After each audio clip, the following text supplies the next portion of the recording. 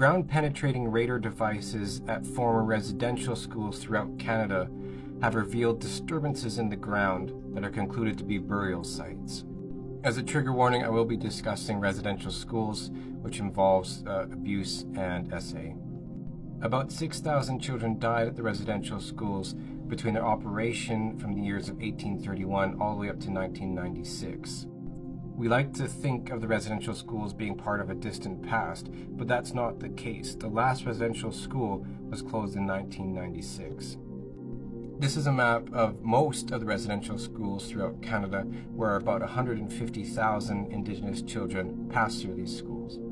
In 1931, there were 80 schools operating all at once. With the Indian Act of 1876, the government was required to provide education for Indigenous youth and to assimilate them into Euro-Canadian culture and society. Now, the residential schools were nothing like what the First Nations leaders were hoping the schools are going to look like. These schools essentially became custodial schools, and they did not give these young people any chance to assimilate or even give them proper skills.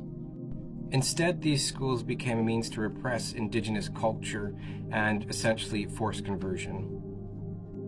Daniel Kennedy, in his book Recollections of an Assiniboine Chief, wrote, and I quote, "In 1886, at the age of 12 years, I was lassoed, roped, and taken to the government school at Lebret. 6 months after I enrolled, I discovered I had lost my name, and an English name had been tagged on me in exchange. An interpreter told him that the principal remarked there was no letters in the alphabet to spell his little heathen's name, and no civilized tongue could pronounce it." He continues, "In keeping with the promise to civilize little pagan, they went to work and cut off my braids, which, incidentally, according to the Assiniboine traditional custom, was a token of mourning. The closer the relative, the closer the cut. After my haircut, I wondered in silence if my mother had died, as they had cut my hair close to the scalp."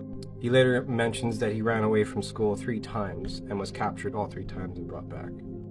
The food at the residential schools was little more than mush. Some survivors described it as lumpy mush or watery mush, but other than that, it was essentially just mush. Because of these nutritional deficiencies, and coupling that with the overcrowding in the schools, diseases such as tuberculosis, measles, diphtheria, smallpox, typhoid spread throughout. Many children sadly succumb to their diseases, and there's very inadequate health care to assist them. Another survivor indicates that at her school, there's a death every single month. During the 1940s and 50s, some of the students were even subjected, without their consent or knowledge, or the consent or knowledge of the parents, to nutritional